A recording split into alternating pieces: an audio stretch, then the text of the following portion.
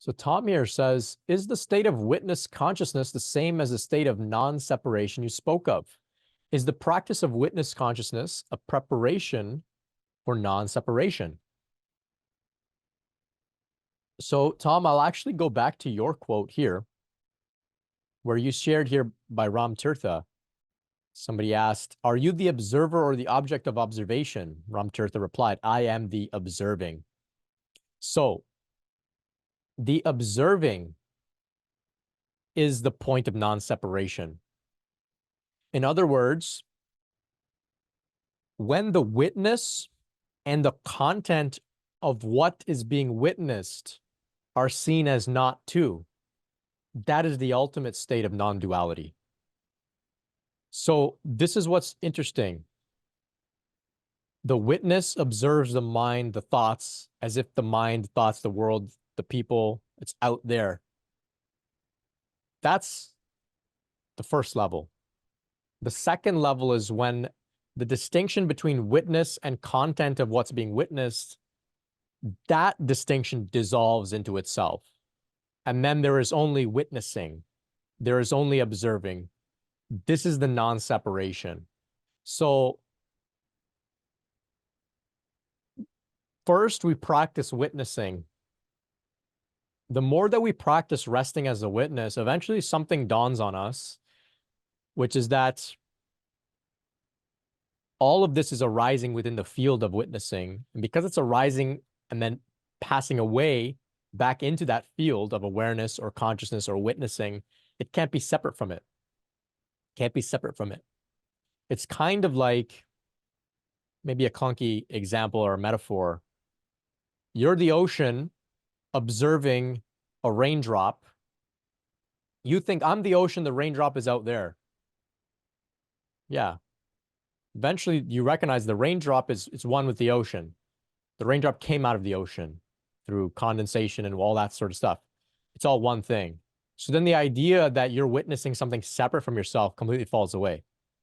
And this is the dawning of like a deep state of non-duality, a deep state of oneness.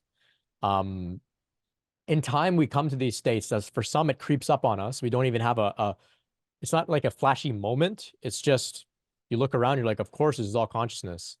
And then the effort to abide as a witness, even that effort can be dropped because you recognize, I've always been the witness. I've always been awareness. That's all there is here. Then the nervous system can really relax into a state of oneness.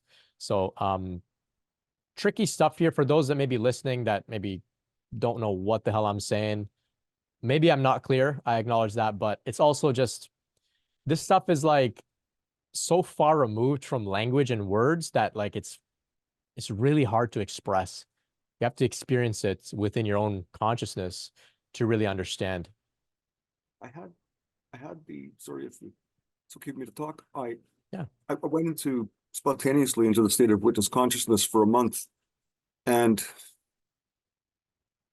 I hadn't contemplated it in the way you just explained it. And so I just witnessed for that whole time, while at the same time maintaining my ego and being just the big jerk that I can be, all the going through like watching TV, but always in that state of the witness.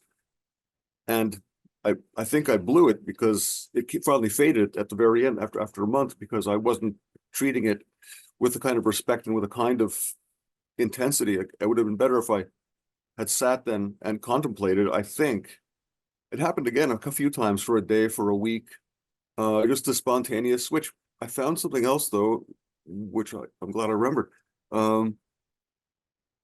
When I have had at times begun to switch from Tom consciousness to that consciousness, I resist mentally. I mean, I have a mental resistance against it, saying I'm going to lose Tom forever. And there's something in me that wants to lose Tom forever, and there's another part of me that really doesn't. But the ego one, the Tom part, there's enough fear there, or enough attachment to the ego to screw it up, or to not allow myself to fall into that spontaneous witness consciousness again forever. So I'm wondering also how can one handle that? Yeah. That wanting to hang on, Yeah. because I So don't want to hang, but I do. I don't think you screwed it up at all. Not at all. It's very typical to have intermittent uh abiding intermittent non-abiding states of witnessing or oneness or being beyond the ego, etc. This comes down to the limitations of the nervous system. Because when we go into those expansive states, it's energetically, the energy is flowing through the system, which allows us to hold that type of state. And so it's not that you messed it up. The nervous system just said, okay, well, that's enough. I got to land back into the ego, the sense of separate self. Got to land back into the state of Tom just to ground, because that energy is very taxing on the nervous system, the energy flow of Shakti. So what do we do then to cultivate an ongoing state of say, witnessing consciousness or oneness or moving beyond the ego? Well, we practice meditation. Meditation is the practice of acclimatizing the nervous system to the energy flow of Shakti. That's really what we're doing here. It's like going to the gym. It's like running on the treadmill to build up our cardio so we can have longer endurance. We're getting used to the energy flow. And every time we go into the state of deep meditation, the nervous system gets soothed, gets adjusted, it gets used to the energy flow. Eventually, what happens is the distinction between meditating and not meditating falls apart, falls away, and it's just a constant energy flow. It can ebb and flow a little bit, but for the most part, there's a default state of just energy flow through the system, and that's the state of oneness. So we train the nervous system through the practice of meditation. It's training the nervous system energetically. It takes time. So I think I mentioned this earlier, but like, if you were to put the state of, say, Ramana, his consciousness, that state of consciousness into your body or my body, I think we'd spontaneously combust.